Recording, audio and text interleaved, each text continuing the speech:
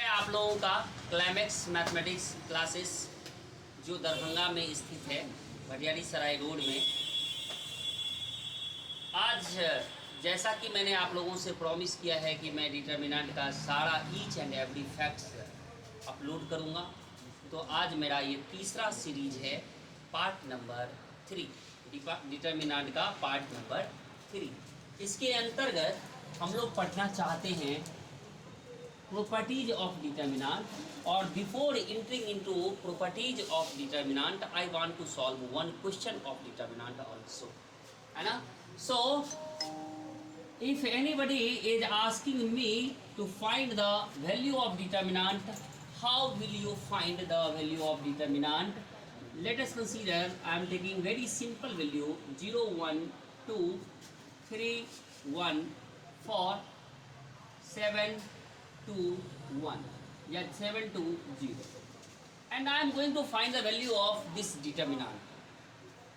Sir, as you told clearly how to find the value of determinant, for determinant you have to get a11 c11 plus a12 c12 plus a13 c13. That will give me value of determinant. Or another way you just remember positive negative positive negative positive negative positive negative or positive. So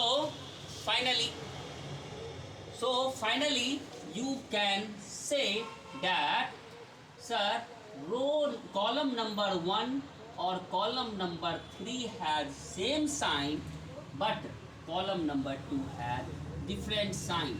You can remember, or you can also remember one thing: the diagonal elements of determinants are always positive. Diagonal elements of determinants are always positive, always positive. So there is no need to find out the cofactor. You directly find the minor and remember the sign, positive, negative, and then you can easily find its value. 0 multiply, I want to write once again this determinant so that 0 0 1 2 3 1 4 7 2 0, isn't it? Okay, fine. 0 multiply, I want to find the minor of this. How will you get the minor?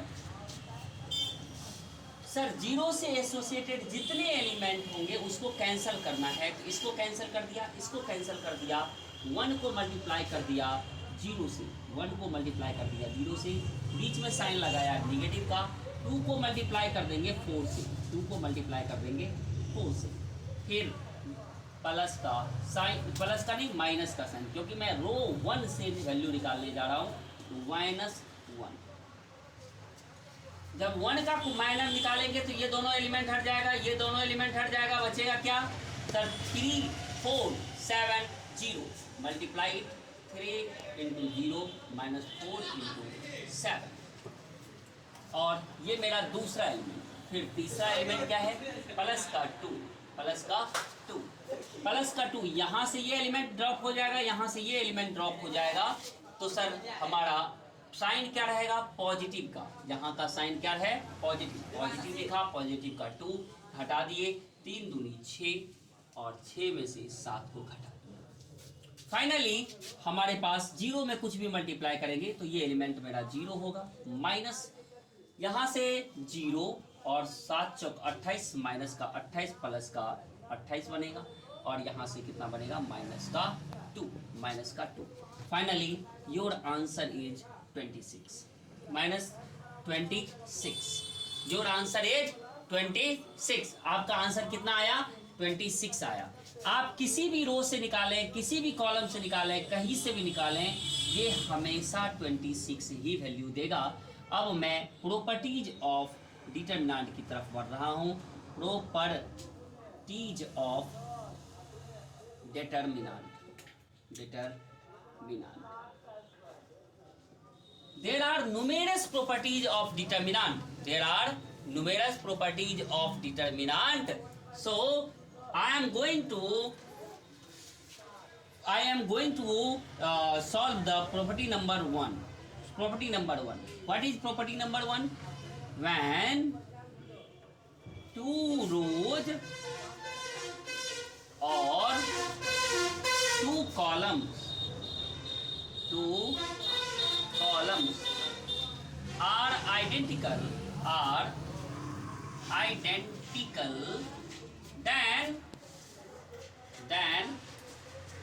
then its value is 0. कहने का मतलब ऐसा है मेरा कि किसी भी determinant में जब दो रो और दो कॉलम क्या हो जाए, समान हो जाए, जब दो रो और दो कॉलम क्या हो जाए, समान हो जाए, तो उसका वैल्यू क्या होता है, 0 होता है। वैल्यू क्या होता है, 0 होता है। तो सर जैसे आप कहना ये चाह रहे हैं कि अगर मान लीजिए कि हमारे पास ABC नाम का कोई डिटर्मिनेंट है, DEF नाम का कोई डिटर्मिनेंट है, और यहाँ अगर 2A 2B और 2C हो जाए तो क्या सर ये वैल्यू 0 हो जाएगा? हाँ बिल्कुल, क्योंकि 2 सब में है, 2 को बाहर निकाल लेंगे, और 2 को जब बाहर निकाल लेंगे तो मेरा जो डिटर्मिनेंट बिकम हो जाएगा ABC DEF, और यहाँ से 2 जब बाहर निकालेंगे तो 2 को बाहर निकाल लेंगे तो ये बनेगा ABC। दो रो आइडेंटिकल हो गया। आइडेंटिकल का मतलब होता है समान हो जाना। आइडेंटिकल का मतलब क्या होता है, समान हो जाना। तो सर ये रो और ये रो बराबर हो गया, आइडेंटिकल हो गया, तो मतलब इसका मान कितना होगा, 0। इसका मान कितना होगा, 0। This is the property number 1। अगर सर यही चीज कॉलम में हो जाए तो क्या कॉलम में होगा, बिल्कुल होगा। अगर मान लीजिए मैं एग्जाम्पल नंबर 2 की बात करूँ, example number 1, example number 2। Example number 2 क्या कहता है, एग्जाम्पल नंबर 2 ये कहता है कि आपका कॉलम अगर 1 2 3 1 में आ जाए और यहाँ पर 0 4 7 रहे, और फिर से आपको यहाँ पर किसी का मल्टीपल्स मिल जाए, जैसे 4 मिल जाए, 8 मिल जाए, और 4 मिल जाए, 8 मिल जाए, और ये कितना हो जाए, 12 हो जाए। It means that you can write this determinant, sir इसको हम फिर से लिख सकते हैं 1 2 3 0 4 7 1 4 1 4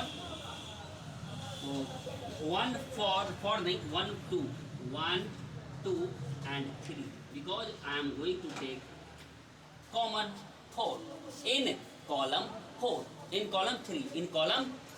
So finally what is the answer?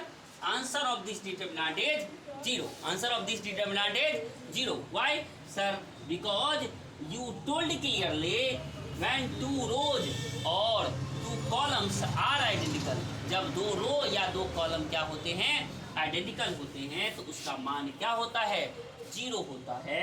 तो एक बार आप लोग यहाँ तक स्क्रीनशॉट ले लें। मैं प्रॉपर्टीज नंबर 2 की तरफ बढ़ रहा हूँ, प्रॉपर्टीज नंबर 2 की तरफ बढ़ रहा हूँ। तो एक बार यहाँ पर आप लोग स्क्रीनशॉट ले लें, उसके बाद मैं प्रॉपर्टीज नंबर 2 की तरफ बढ़ूँगा। Fine, okay. मैं आशा करता हूँ कि ऑलरेडी आप लोग स्क्रीनशॉट ले चुके होंगे। Now I am going to कहते हैं सर प्रॉपर्टी नंबर 2 ये कहता है when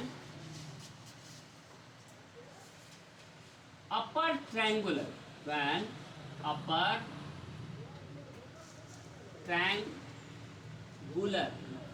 or lower triangular, upper triangular or lower triangular upper triangular और lower triangular matrix is given, then the value of determinant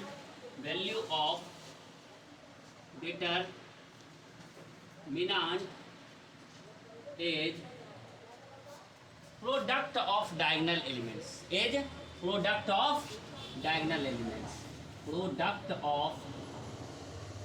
diagonal elements, diagonal elements. Example number 1. Let us consider I am taking one matrix 1 0 0 3 2 4 7 9 6 and here 1 0. So now this is the upper triangular matrix and I want to solve the value of this determinant. तो sir आपने कहा कि इस determinant का value निकालने के लिए आप कभी भी वैल्यू फाइंड ना करें, आप डायरेक्ट डायगोनल के एलिमेंट को मल्टीप्लाई कर दो 1 इंटू 2 इंटू 6, तो आपका आंसर कितना होगा 12 is your answer. Property number 3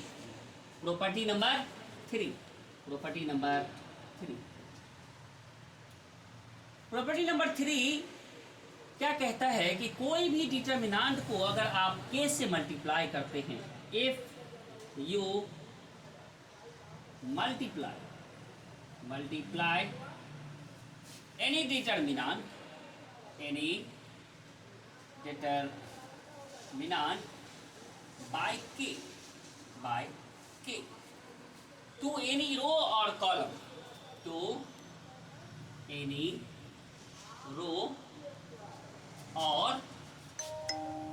column, its value becomes k times determinant of a. Example के तौर पर कोई एक मैंने डिटर्मिनेंट ले लिया, जैसे b नाम का कोई डिटर्मिनेंट लिया 3 2 4 और 7, और मैं ये डिटर्मिनेंट ले लिया और इसको मैंने 4 से मल्टीप्लाई कर दिया. इस डिटर्मिनेंट को क्या कर दिया 4 से मल्टीप्लाई कर दिया. तो 4 से मल्टीप्लाई कर दिया तो सर ये तो हो गया 12 और ये कितना हो गया, ये हो गया 16 और ये हो गया 16 और ये हो गया 28. मैं देखना चाहता हूँ दोनों के वैल्यू में अंतर. दोनों के वैल्यू में कितना अंतर है, 7 या 21 में से 16 चला गया, सर ये हो गया 16 5 कितना 21, 5 वैल्यू. मैं इसी डिटर्मिनेंट को फिर से फाइंड करना चाहता हूँ, तो मैं देखना चाहता हूँ कि इसका मान कितना आता है. इसका मान आता है 12 गुना 28 और माइनस का 16 गुना 16. सर दोनों में मैं देख रहा हूँ कि क्या कॉमन आ रहा है, सर 16 ही डायरेक्ट कॉमन आ रहा है. क्या कॉमन आ रहा है, 16 कॉमन आ रहा है. तो 16 को एक बार बाहर निकालेंगे. कैसे सर 16 आया, 4 इंटू 3 मल्टीप्लाई 7 इंटू 4, क्या कॉमन आ गया 16 कॉमन आ गया. 16 को बाहर निकाल, तो ये सर कितना हो गया 21 और 16 को बाहर निकाल दिया. 16 को बाहर निकाल तो ये कितना है, ये हमारा 4 से मल्टीप्लाई किया. हमने कितना से मल्टीप्लाई किया है, 4 से मल्टीप्लाई किया है, लेकिन हमने 2 कॉलम में कर दिया तो ये 16, इसीलिए हमें किसी एक कॉलम में या रो में करना था. तो यहाँ का एलिमेंट 4 और यहाँ का एलिमेंट 7 ही रहेगा, है ना, नहीं तो ये डबल हो जाएगा उसका. तो यहाँ से सर एक चीज़ क्या कर सकते हैं, हमारे पास 4 कॉमन आना चाहिए. क्यों 4 कॉमन आना चाहिए, क्योंकि 12 गुना 7 यहाँ पर कितना रहेगा बच्चे, केवल 7, 12 गुना 7. और अब मेरा घटाएंगे तो 16 गुने 4 नहीं, 16 गुने 16 नहीं, 4 गुने 16. तो ठीक है, यहाँ से 12 और मल्टीप्लाई में कितना 7 माइनस का साइन और ये रहेगा आपका 4 times 16। So what is the common? Common is 4, common is 4, तो 4 into 5 it means that 4 times determinant of A which is equal to 20। Sir अगर मैंने 2 बार मल्टीप्लाई कर दिया था तो वैल्यू कितना हो गया? 16 टाइम्स हो गया था, इसीलिए मैंने एक ही आपको मल्टीप्लाई करके दिखाया। मैंने मल्टीप्लाई किसको किया था? रो 1 को मल्टीप्लाई किया था। कितना से? 4 से रो 1 को मल्टीप्लाई किया था, तो मेरा वैल्यू डिटर्मिनेंट का कितना बढ़ गया? सर 4 टाइम्स बढ़ गया। डिटर्मिनेंट का वैल्यू कितना टाइम्स बढ़ गया? 4 टाइम्स बढ़ गया। ठीक उसी तरह से अगर मैं किसी कॉलम में मल्टीप्लाई कर दूँ किसी भी क्वांटिटी से तो उसका वैल्यू भी क्या हो जाएगा? जैसे एक एग्जाम्पल लेते हैं, ए बी सी डी और इसका आंसर आएगा डिटर्मिनेंट का AD माइनस BC। और इसी डिटर्मिनेंट में मैं कॉलम 2 को K से मल्टीप्लाई कर रहा हूँ, तो K टाइम्स B और K टाइम्स D। तो सर ये क्या हो जाएगा? जब आप वैल्यू निकालेंगे तो देखिए KAD मिल गया आपको, माइनस का KBC मिल गया और K को कॉमन ले लेंगे तो AD माइनस BC मिल गया। इसका मतलब हम कह सकते हैं कि किसी भी डिटर्मिनेंट में अगर किसी रो या कॉलम में किसी क्वांटिटी से मल्टीप्लाई करते हैं, किसी कांस्टेंट से मल्टीप्लाई करते हैं, तो डिटर्मिनेंट का वैल्यू क्या हो जाता है? K टाइम्स मल्टीप्लाइड हो जाता है। K टाइम्स क्या हो जाता है? मल्टीप्लाइड हो जाता है। That is the property number 3। ये क्या है? प्रॉपर्टी नंबर 3 है। मैं आशा करता हूँ कि यहाँ तक आपको सब कुछ समझ में आ रहा होगा। एक बार जरूर इसको स्क्रीनशॉट ले लें, फिर मैं आगे बढ़ता हूँ। Take the screenshot of this 4।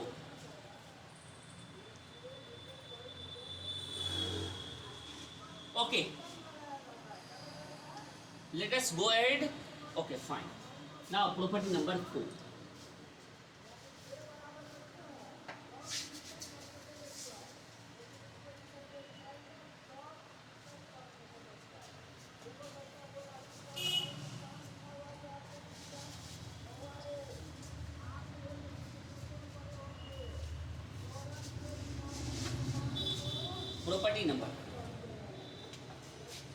Property number 4. What is property number 4? Sir, let us consider I have a determinant A plus B, B plus C, D plus E, and here D, E, F, G, H, I. So, property of determinant says that you can break this determinant into 2 parts. You can break this determinant into 2 parts. How? A, D, G, B, E, H, D, E, H, D, F, I, plus. Now, only you can take the second element B, D, G, C, E, H, E, F, I, E, F, I. So this determinant is equal to this determinant. This determinant is equal to this determinant. If you want to find the value of this determinant, instead of finding this determinant value, you can find the sum of these 2 determinants. This is the property number 4. This is the property number 4. I think there is no need to write the definition of this, So now I am going to write once again property number 5. Sir what is the property number 5? Property number 5 क्या कहता है? किसी भी determinant का property number 5 क्या कहता है? Property number 5 ये कहता है कि किसी भी डिटर्मिनेंट में कोई रो या कोई कॉलम अगर 3 रो का एलिमेंट या फिर किसी रो का तीनों एलिमेंट या किसी कॉलम का तीनों एलिमेंट क्या हो जाए, 0 हो जाए, तो वैल्यू क्या हो जाएगा, 0 हो जाएगा।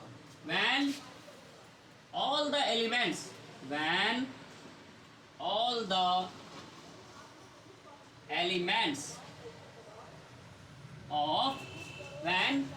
the elements of any row or column, any row or column, when all the elements of any row or column are 0, then value of determinant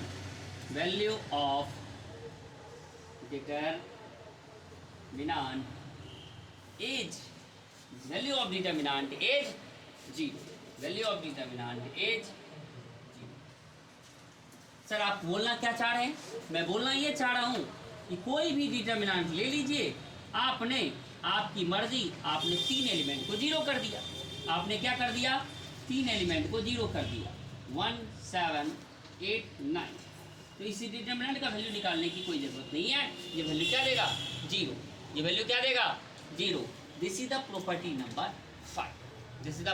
number 5। अब सर प्रॉपर्टी नंबर 6 की बात, प्रॉपर्टी नंबर 6 की बात करते हैं। Property number 6 क्या कहता है कि कोई भी डिटर्मिनेंट है मेरे पास ए नाम का, तो मैं डिटर्मिनेंट की वैल्यू निकालूं, या उस डिटर्मिनेंट के ट्रांसपोज की वैल्यू निकालूं, या उस मैट्रिक्स के ट्रांसपोज की वैल्यू निकालूं। कोई भी मैट्रिक्स है मेरे पास, उस मैट्रिक्स का डिटर्मिनेंट वैल्यू निकालने के लिए या तो मैं मैट्रिक्स का वैल्यू निकाल लूं, मैट्रिक्स के डिटर्मिनेंट की वैल्यू निकाल लूं, या फिर उसके ट्रांसपोज की निकालूं। वैल्यू पर कोई फर्क नहीं पड़ता, वैल्यू क्या होते हैं, हमेशा समान होते हैं। मतलब सर मैं ये बोलना चाहता हूं कि value of determinant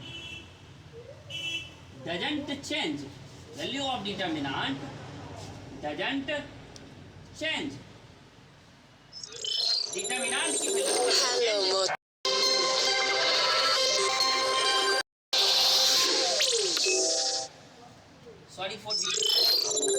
determinant doesn't change, value of determinant doesn't change when you will find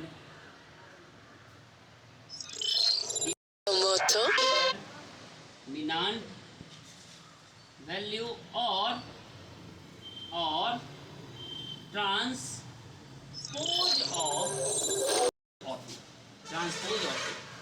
तो सर कोई भी वैल्यू में कोई चेंज नहीं होता है। Value of determinant doesn't change when you will find determinant value और transpose of, sorry not determinant value, matrix value. you will find value of determinant of matrix, determinant of matrix और transpose of it कभी भी value change नहीं होगा। कहने का मतलब मेरा ऐसा है कि आप डिटर्मिनेंट का वैल्यू निकालें या उसका ट्रांसपोज का वैल्यू निकालें, ये वैल्यू कभी चेंज नहीं होगा। चलिए बच्चे, आज हम प्रॉपर्टी नंबर 6 पर ही स्टॉप करते हैं और अगले दिन हम इससे आगे कंटिन्यू करेंगे प्रॉपर्टी नंबर 7, प्रॉपर्टी नंबर 8 तक, है ना। तो यहाँ पर स्टॉप करते हैं। थैंक यू वेरी मच, आपने हमारे वीडियो को देखा, सुना, और अगर कहीं पे त्रुटि हो तो ज़रूर बताने का कोशिश करें ताकि मुझे भी मोटिवेशन मिले और मैं भी समझ पाऊँ कि मैंने कहाँ पे गलती किया। और अगर कोई कमेंट हो तो ज़रूर हमें कमेंट करें। हमारे चैनल को अगर आपने सब्सक्राइब नहीं किया है तो प्लीज़ सब्सक्राइब करें, लाइक करें। आने वाले समय में आपको बेस्ट क्वालिटी का बेस्ट क्वालिटी का वीडियो प्रोवाइड किया जाएगा। अभी मेरे पास लिमिटेड रिसोर्सेस हैं, उसी में मैं कोशिश कर रहा हूं और आपको वीडियो प्रोवाइड कर रहा हूं। Thank you very much once again.